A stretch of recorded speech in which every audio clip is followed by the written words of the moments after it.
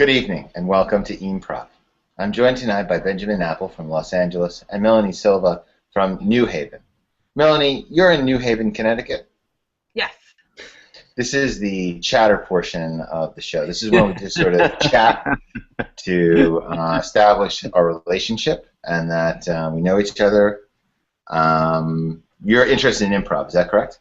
I am. But you haven't done that much. So. You haven't done very much improv. Correct. I just started a club and we had a meeting today, and so it doubled from last week. And that's huge. Yeah. An improv club? Yes, on campus. Oh, cool. Yeah. Yeah, it's very successful. We did agree and disagree with everything we said. How many people came today? 16. Oh, that's a pretty good size. Yeah. And it's a smaller school, right, Melanie? It's the University of New Haven? That's correct, yeah. There's only like 1,200 graduate students. Yeah. Yeah. That's a pretty big percentage. That's pretty good. That's like 1.6 out of every 120 students showed up. Yeah, if you look at it like that, it was great. That's really impressive. That's a lot of people doing improv at that school. All right, and Benjamin, you're in, I think you said, I can't pronounce it, Los Feliz? Is that true? Los Feliz, yeah. It's a Spanish mangling. The word feliz means happy in Spanish. Sure. And Los Angeles has a lot of Spanish and Spanish-inspired words and proper nouns that are incorrect. They don't. They just took Spanish words and kind of combined them, and then also pronounced them wrong. Is that something you know as someone who speaks Spanish, or something you know as just something that's been told to you and you know? As someone who speaks Spanish, well, I mean, pretty much anyone can recognize. I mean, if there's the word los, you know that it's Spanish. Right. But I happen to know that the word is pronounced feliz, not feliz, and that it also is a singular word. So saying los feliz doesn't make any sense. It's like saying those man. It doesn't match up. Is it directly translate to these happy? It would be like, it's almost like those happy one. Those happy one? Yeah, it's incorrect. The plural and the singular. Exactly. And Are you it's happy? Also, you feel happy? Yes, I'm those happy one. All right. Well, now that we've met everybody and we know the personalities of the people who will be performing improv on improv tonight, we're going to go directly into our set. I've already gotten a suggestion using a random word generator online. That suggestion is rot. Rot, R-O-T? Rot. Okay. R-O-T. So my family is from New York, and for years I thought the wrought iron furniture out on our patio was wrought iron. Wrought iron. Okay. Just like windshield was window shield. Okay. And this is, you're talking to me about this because you have some emotional stress now that you're discovering that you were wrong about some things as a child. Yeah, I was like 20 when I found that out. Yeah. Well, I understand. You know, when I was younger, I thought that all mammals had pouches because I saw kangaroos in the zoo and they had a pouch, and I was very embarrassed that I was missing my pouch. Is that something that you can relate to?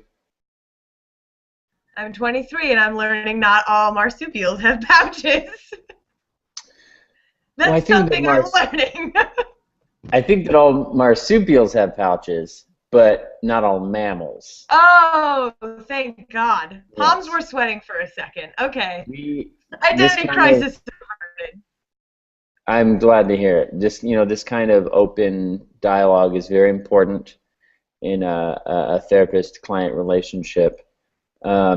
Are there any other misconceptions you've had that maybe I could clear up for you? Any confusion? Confusion.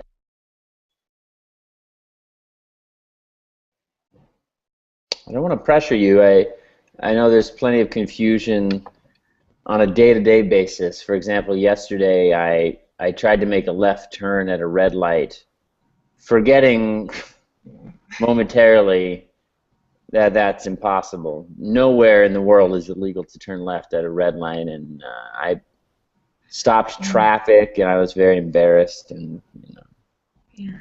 So as one thing that we cover in our therapist relationship, I struggle with my dyslexia. Are you also dyslexic? I am dyslexic.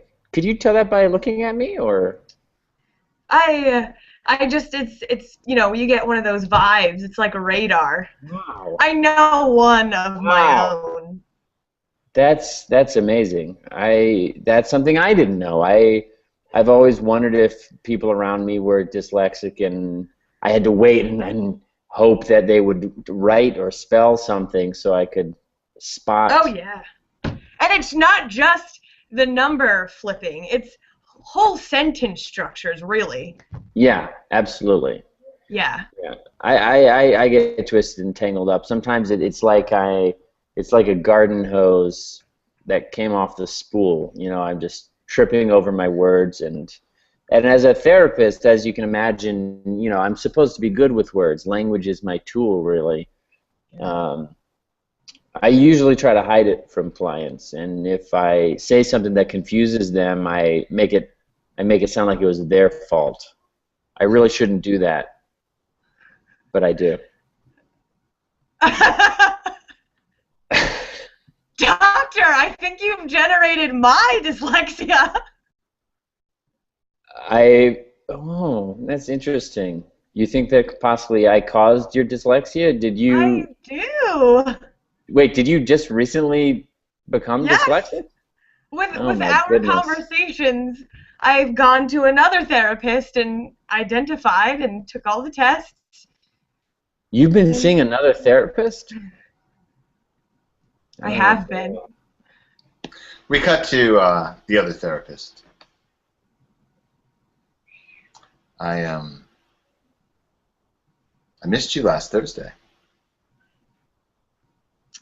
Yes, I have my my language meetings on Thursdays, and I neglected to tell you that. I'm sorry. We can't do Thursdays anymore? No Thursdays. Does Wednesday work for you? Works for me if it works for you. Yeah. Oh, actually, no. I have my ink class. I'm learning calligraphy. It's my art therapy. I have my other therapist. Are you lying to me, Stacy? No. I'm getting a distinctly dyslexic vibe off you. You feel dyslexic to me. Is it my left turn or my right turn? What gave it away? Did someone give you dyslexia? Did another doctor give you dyslexia since we last met? Yes is no. Yes, no? I don't know anymore. You really have dyslexia bad. That's really affecting you. It's confusing you more than any dyslexia I've ever seen confuse someone. You just said yes is no. I got in trouble in class the other day for writing my notes backward. My partner had to hold up the notes in the mirror. You got in trouble for that? I did. My teacher did not like that. No. It seems cruel. Do you want to talk about that? I'd rather talk about you. I don't really know you. This is our first meeting.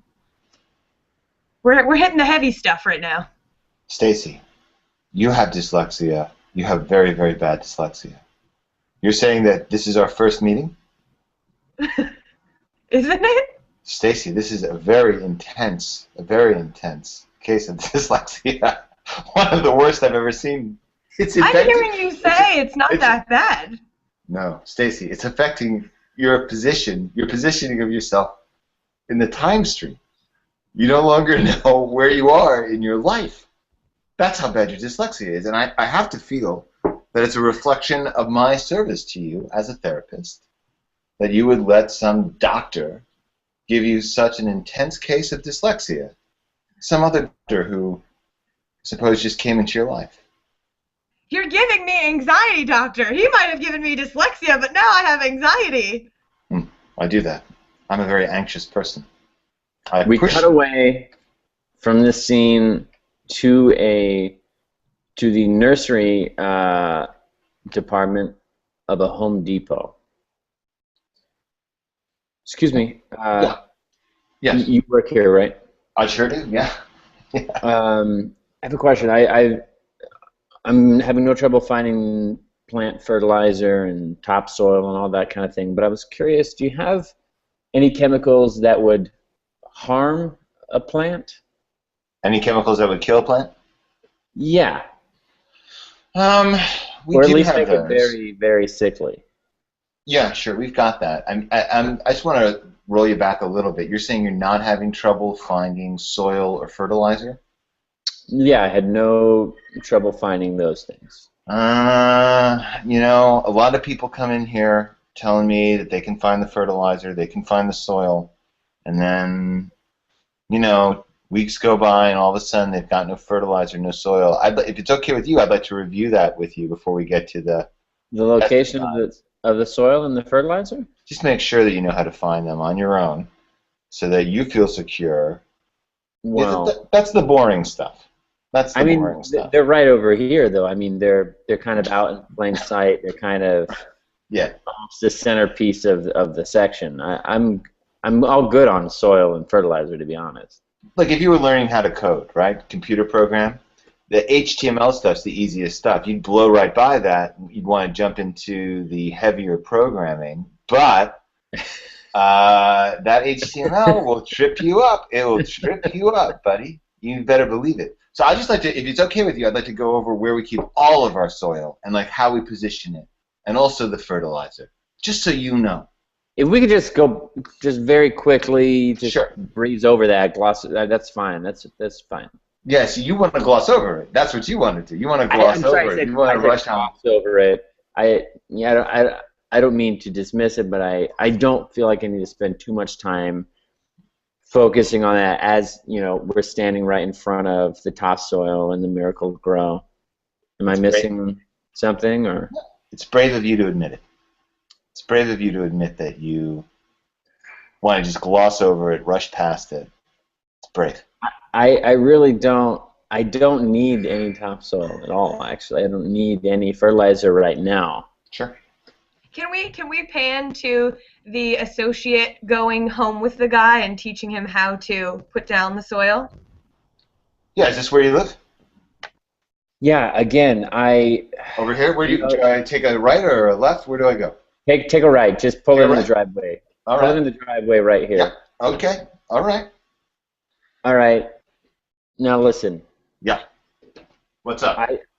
This does not need to take any more than 5 minutes top, okay? It really doesn't, because my garden is very small. It doesn't need any soil. I already told you that it doesn't need soil. So we can just sprinkle a little bit down. All right, come follow me over here. Right here. You see this little patch? You see this little patch in front of the house? This tiny patch? This is it. This is the only garden patch I have. About 5 feet by 4 feet? Yeah. Compare the size of this, if you would, to a complicated computer program. A complicated computer program. Let's say the programming that supports Katy Perry's website. It's a pretty complicated website. Are you a computer programmer, or is that something that you're into? Just getting started. Just getting started. I'm taking my time with the HTML. Congratulations. Congratulations. It's okay. I like to do things right, you know? Build on a sturdy foundation. But let me tell you something that might blow your mind right out the front of your face. All right? Okay. This 5 by 4 foot plot of gardening that you're getting involved in is far larger and far more complex than Katy Perry's website code. The code that created Katy Perry's website. Yeah. A lot I've smaller? never been to Katy Perry's website. Is her website a big, complicated website? You're not a fan? Not especially. I don't bear any ill will towards her, but I'm not a big fan. You see the Super Bowl? I didn't see the Super Bowl. I was traveling actually. Oh, bro, you got to check out the halftime show. It's so Was good. it a good one?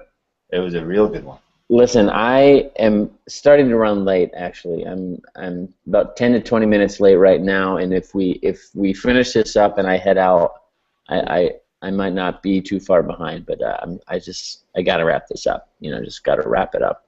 I'll tell you what. Let's push forward until we get the soil bag open. The sample soil bag I brought with me. Let's at least get the bag open for your first day. Okay, and you can look inside and see some of the soil, but I don't want to go too far. I know how to open a bag of soil. Sure.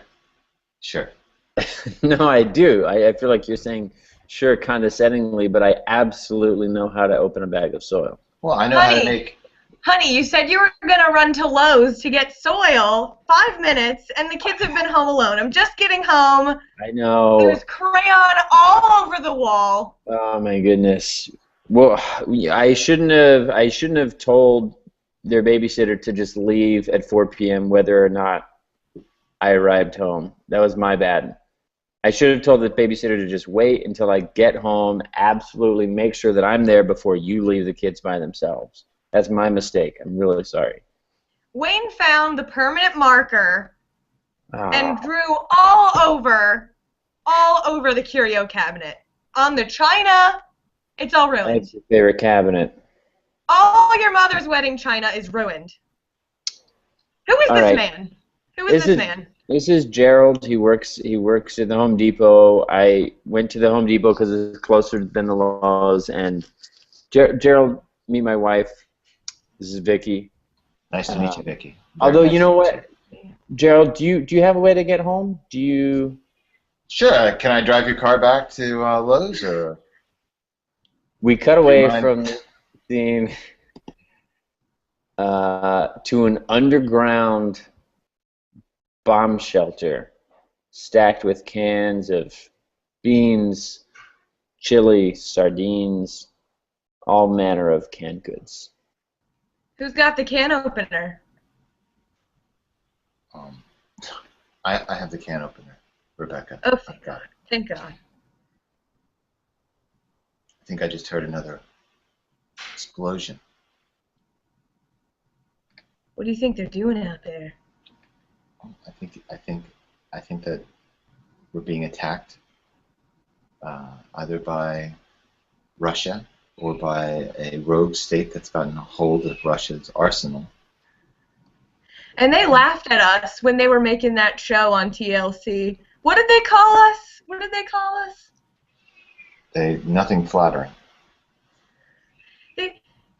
They called us the Waco Wackos. That's what they called us, the Waco Wackos. That's right. That's absolutely right. W squared, the nerdy people called us. Who are they? Now we're the ones with food, right? I don't feel the same joy you feel. I'll say that. I feel scared.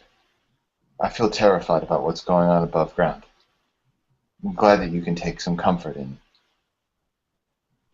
the comeuppance of those people who made fun of us on TLC. Is that still sitting with you? Like, I really don't feel like that should be so disheartening. I'm really feeling your pain. The fact that nuclear missiles are exploding above our heads, is that still with me?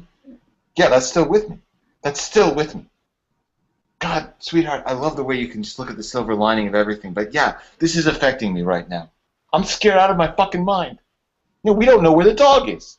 That bothers me, because I think the dog's probably dead. I think the dog probably burnt up outside. He, when Jimmy was going through his pyro phase, he loved fire. He just loved looking at it, and he's in a better place. The last sight he saw was flames all around him. It'll be okay. We'll get through this together. We've been through worse.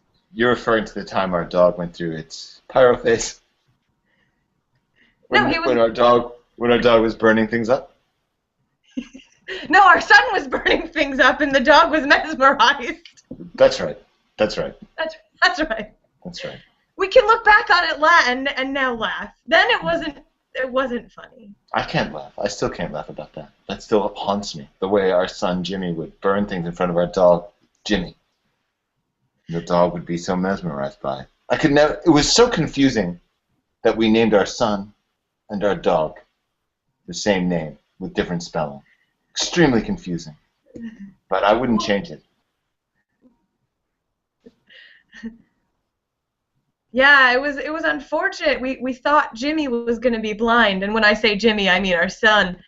And so we spell it differently, but he can't see the different spelling, and he gets confused when we call the dog. God knows if our son Jimmy is okay. God knows if he's okay in this firestorm above ground. You know, the boy is a smart boy. I think he's tunneled his way down. You think he tunneled his way down? You think he heard the news reports and began tunneling? I do. I have faith in our son. You taught him everything he knows about tunneling, don't you remember? Of course I remember, yeah. I've taught him how to tunnel. But I would be, I don't want to sound doubtful about my own son, but I would be surprised if he managed to tunnel himself down with the short amount of time we got in between the announcement that nuclear missiles were heading towards the larger part of continental United States. But I guess, why not hope that that's what happened? Why not at least hope? I mean, that's where I'm like a real downer, because I'm not even hoping. Yeah, Jim, you're killing me right now. Sorry. I am the happy-go-lucky person, and you are killing me. I guess since the dog and our son's not here, you can start calling me Jimmy again, if you want. Or just keep calling me this. I still have hope for our son. I do too, but I mean, he knows the tunnels. Yeah, but the catacombs. But you don't think he'll tunnel himself to our particular bomb shelter, do you? Honey, he's in Houston. I do. He's at school in Houston. I don't think he can tunnel from Houston to Waco. It's like birds flocking. They know. It's intuitive. So as an act of hope, you want to keep calling me Jim instead of Jimmy, so that when our son arrives, there won't be any confusion. Please. Again, if you are just joining us, we are covering live the carnage that is raining down upon the continental United States. Now, a preliminary statement issued by the United States government a mere moment ago states that the barrage has been launched from the border of Russia and the Ukraine. Now, whether these are Ukrainian militants, Russian forces, or some unknown party has yet to be determined. But what we do know is that rockets are landing literally all across the country. From sea to shining sea, the United States is basically on fire. If you're watching this broadcast and you're alive, God be with you. Seek shelter. If you have a bomb shelter, most people don't. Most people don't have bomb shelters. If you're watching this, you're probably a person with a bomb shelter, and to you I say, kudos, good job, nice thinking. If you are alive and somehow watching this broadcast, I don't know, through a store window or a handheld device of some kind, I suggest you find a bomb shelter. Take with you whatever you can to barter with the people inside of the bomb shelter, because they will not want to let you in to share their food. To the people inside the bomb shelters, I say, don't let them in to share your food. You'll be much better off on your own. Now, we are going to go ahead and continue our regularly scheduled evening news. For that, let's cut to Chip with sports. Hey, Bruce, can I talk to you about the announcement you just made? Yeah, what's going on? You spent a lot of time. Describing what you thought would happen to people not in bomb shelters trying to get into bomb shelters, and I'm not sure that that is as critical as you think it is. You don't think that's important information to get out there? Well, I mean, it's hypothetical to start with. Listen, I mean, I'm up there without a script. We've been covering this for the last 3 hours. There's no new information. It's a skeleton crew here. We've got no. Most people didn't come into work today, and I don't blame them. Yeah. I'm winging it out there. If you got any suggestions, I mean, hell, if you want to jump up on camera, it's no skin off my nose. I don't want that, Bruce. I do have a suggestion, though. I would like you to refrain from going from the facts we know into the hypothetical type situations you describe about what might happen. But earlier today, you were talking about what would happen if you were driving away from a blast and your car caught on fire from the intense heat on the outside. If you drove fast enough, you'd be able to put the flames out. But anything below that threshold, you'd probably only be fanning the flames, and it might start to spread to the engine and make it explode. Yeah. Just my thoughts. I was being honest. No, I know, but do you see how that's not news? Do you see how that's not a news report? That's well, just... Kevin, when you point the camera at me and the teleprompter is blank, I'm out on a limb. I'm scrambling like a kitty cat out on a limb, Kevin. I mean, whatever comes out, it comes out. Okay. Listen, chips almost some of the sports. What's that? Chips almost some of the sports. Do you have any other last? Yeah, I mean, I agree. Look, I want you to know that I feel bad for you to be out there without any info on the teleprompter, okay? But these people are relying on you. They're relying on you. Just tell them the news. Don't tell them nightmare-like scenarios they might be caught in. Stay away from that. If you start saying something that sounds frightening on a micro level... And we're back. If you're just joining us, we are covering the ongoing situation here in the continental United States. Now, as far as we know, no bombs have fallen on either Alaska or Hawaii. Whether the attackers have something particular against the idea of contiguous states in and of itself is something that's yet to be known to us. But if I had to guess, I would say that they like it when states are kept separate from each other, whether by a long expanse of empty land or by the Pacific Ocean. Now, Alaska is shaped rather like a brain, the brain of a large, tusked creature like a woolly mammoth. Did the Russians or the attackers maybe have that in mind when they decided not to attack Alaska? Or are they saving it because they're curious if there's any gold left underground? We don't know. Yes, I think Putin wanted to prove a point. His wife kept putting the mashed potatoes right next to the steak, couldn't handle it anymore, and just, sent him out. Sent him out, said, honey, if this is going to happen again, I'm going to do it. I'm going to push the red button. And he did it. Marie has a good point there. So Marie's idea is that Putin's wife was upset with his treatment of their dinner foods and launched the missiles on her own. Now, I have no proof against that. I have no evidence to indicate that that's false, so as far as I'm concerned, it might as well be true. Marie, do you have any ideas about what this nuclear radiation might cause in us? I mean, what might a young person develop into when exposed to these high levels of radiation? Yeah, there's some extra appendages, perhaps some we've not quite seen yet in the human anatomy. We're at commercial. Kevin, Bruce, what Kevin, was you that? Went to commercial like that? Yeah, I went to commercial like that immediately. First of all, I mean, first, this is your girlfriend has come in? Yeah, I invited her over.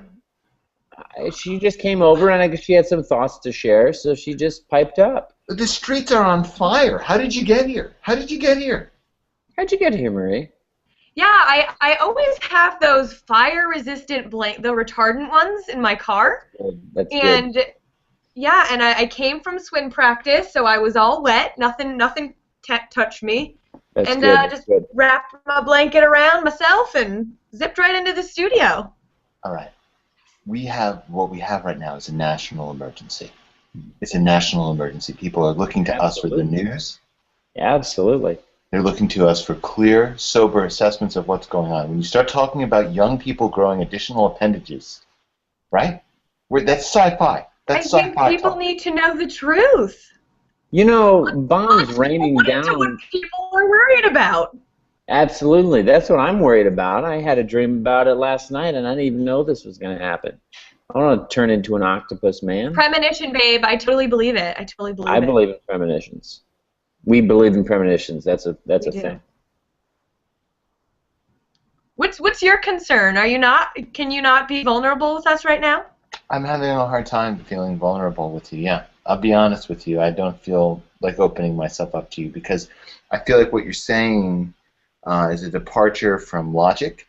It's a departure from accepted norms. You're saying that it's news to report to people the likelihood of them turning into octopus men based off a dream you had. Right, Bruce? Is that what you're saying? Yeah. It's not all false, okay? If we look back at the radiation from when they did those tests way out there in Nevada, I think we'll find some truth. Also, you know, Kevin, let's be clear. You are the camera operator. Now, I know Tim, the producer, was caught on fire, and his head exploded. And so technically, other than myself as young camera talent, you're the highest ranking member of the staff, but that's because you're the only member of the staff. Now, don't forget your place, Kevin. You got some big ideas, you know, you're reaching well above your station. You're sending us to commercial in the middle of a sentence, telling us not to talk about octopus people. Yeah. I mean, What message are we sending, really? Really? I've always had a boundary issue. I've always been an overreacher. You know, it's something to admire. It's not something to be embarrassed about. You just have to know your limits. Yeah. And that's our show, everyone. That's our show. It ends on a lesson for Kevin. Don't you hate that when someone just like overreaches and starts like telling other people what to do before they like actually have that authority? I sure do, Terry. Melanie? Yes, I feel like that all the time.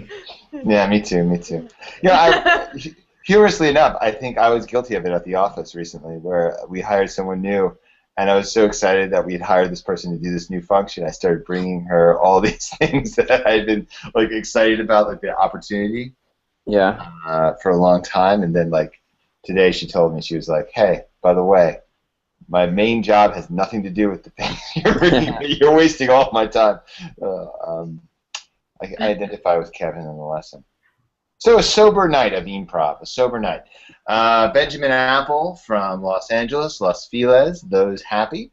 Those happy? And Melanie from New Haven, a small school with a high per capita improv ratio. Right. Signing off. It's powerful stuff. Powerful facts, always powerful facts. Thanks, everybody. Thank you.